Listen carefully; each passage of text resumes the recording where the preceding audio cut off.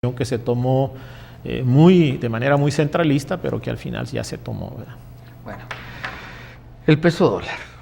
Ya nos has explicado ampliamente que el problema de que se esté moviendo, casi llegábamos a los 11, estábamos acariciando la barrera, bajarla de los 12, estábamos a punto de llegar, y de repente vámonos casi para los 13, estamos arañando, a veces rebasando ya en el precio oficial de los bancos, las casas de cambio no tanto, mucho más tranquilo el movimiento del peso dólar. Pero yo te dije, es normal, puede tronar más, puede venir una evaluación, porque de repente hay gente que te habla y te dice, ¿es que se puede ir a 16?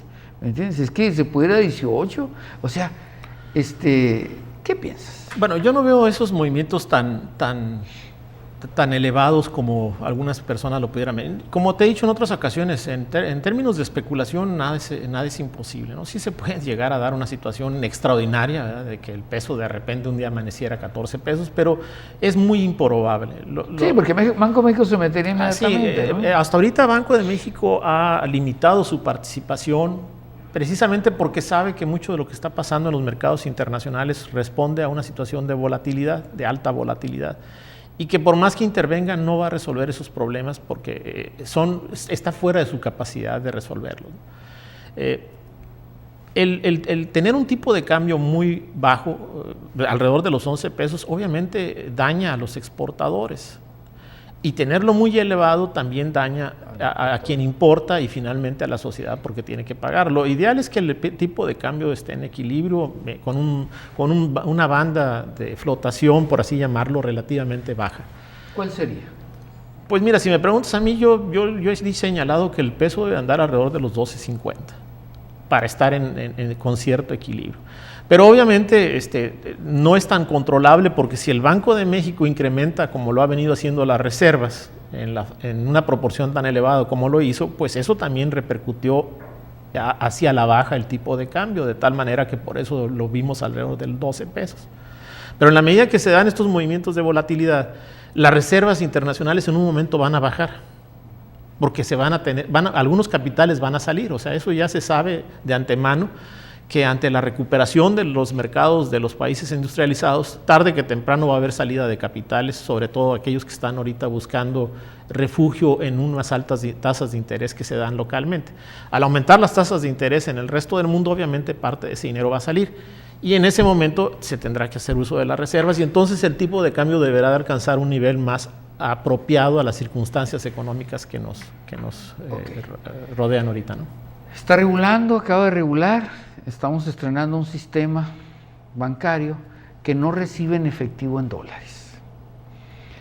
En la frontera, pues prácticamente para nosotros el peso dólar, pues a lo mejor en el interior los dólares que lleguen por ahí a los bancos, pues son menores, pero yo te dijera, ¿qué pasa con todos los mercados, desde el micro hasta el mega, ¿verdad? ¿Qué pasa con todas las gasolineras? ¿Qué pasa con las boticas, con las tortillerías, con tanta cosa que recibe, o tanta empresa que recibe dólar en la frontera que no va a poder depositarlo en el banco? ¿Qué? Hablan del mercado negro y que vamos a crear esto, que las que se van a beneficiar son las casas de cambio, etcétera, etcétera. ¿Qué sientes? ¿Qué ves? Bueno, primeramente hay que señalar que la decisión inicial fue una decisión unilateral por parte de los bancos. El gobierno nunca les dijo a los bancos deja de hacer operaciones en dólares, sino que lo que sucedió fue que las autoridades le fueron cada vez más exigentes o exigiendo cada vez más a las instituciones bancarias tener controles para evitar supuestamente el dinero mal habido, ¿no? El dinero producto del narco y de lavado de dinero. Entonces los bancos, como les pidieron tantos controles, llegó un momento que dijeron, ¿sabes qué? Me cuesta más estar controlando que simplemente dejar de realizar operaciones. Y lo hicieron así, dejaron de hacer operaciones de manera unilateral. Empezó un banco y luego otro y otro, de tal manera que ahorita la Asociación Nacional Bancaria acordó que ya lo van a dejar hacer a nivel nacional, van a mejor suspender las operaciones. Y ante esa situación las autoridades monetarias dicen, bueno, si ustedes lo van a dejar de hacer, bueno, entonces déjenme revisar la legislación y entonces ya lo hacemos de manera regulada para que no haya malos entendidos. A nivel nacional esto no tiene gran trascendencia, en el caso de la frontera sí. ¿Por qué? Porque tradicionalmente, durante muchos años, décadas, la frontera ha estado dolarizada. Ya tuvimos una experiencia no hay que olvidar, que es cuando se fijó el famoso control de cambios en el país, que en la frontera siguió circulando el dólar, no operó el control de cambios. Y tampoco en esta ocasión una decisión centralizada va a evitar que las operaciones se sigan realizando en dólares. Lo que sí puede llegar a suceder, y que de hecho mucha gente ya lo está previendo, es que si se ponen muchas trabas a las cuentas existentes o a las operaciones existentes vía banca, pues en principio se van a ir hacia las instituciones no bancarias, como son las casas de cambio. Y si a estas también se les ponen demasiadas restricciones, pues muchos van a optar, como se hacía en aquellas épocas de control de cambios, de que la gente iba y depositaba sus dólares en cuentas a lo largo de la frontera. Entonces, obviamente, eso disminuye la actividad de servicios bancarios o servicios financieros en la zona fronteriza y lo incrementa en la zona del otro lado. Como también puede surgir, y ahí es donde algunos señalan focos de alarma, en el sentido de que pudiera surgir un mercado paralelo, un mercado negro de dólares en la región.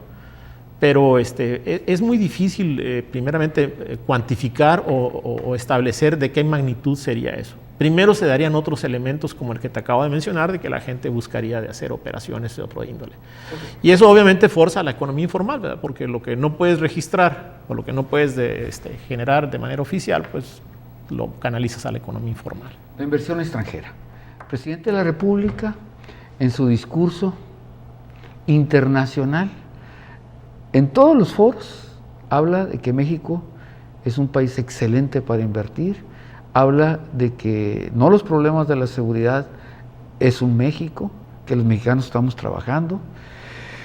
Yo te dije, ¿qué piensas fuera del discurso oficial? O sea, porque hay quien aquí te dice, bueno, es que no tenemos las bases jurídicas, la tramitología de permisos y cosas para establecer una empresa, las facilidades que tiene que dar el gobierno federal en un momento.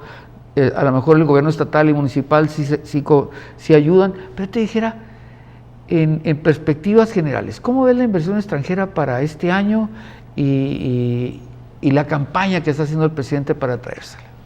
Bueno, el gobierno siempre va a ser optimista en todos los temas, porque además, yo te lo he dicho y es mi opinión, es su obligación ser optimista, aunque en ocasiones se exagera la nota, ¿no? La realidad es de que el país no es tan seguro como se dice.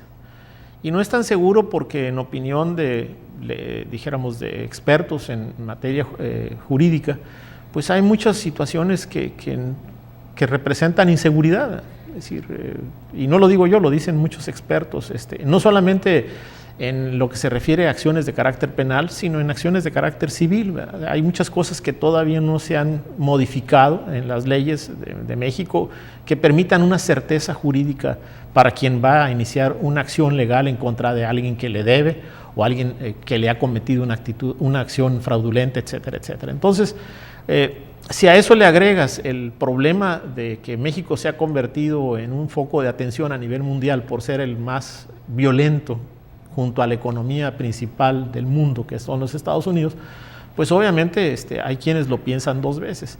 Y más en una economía globalizada como la que tenemos hoy día, ¿no? En una economía globalizada, las inversiones se van hacia donde les ofrecen mayores garantías y más facilidades.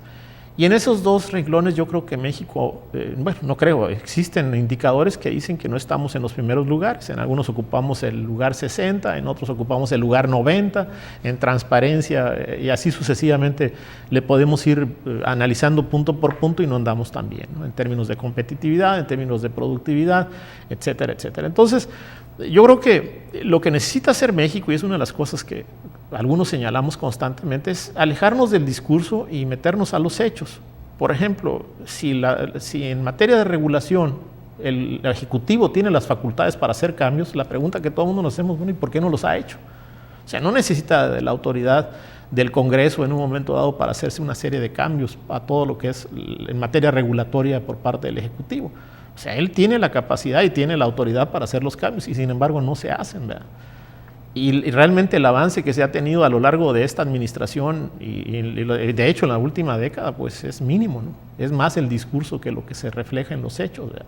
Y nos podemos ir a casos específicos por dependencia, por tema, por área, etcétera, ¿no?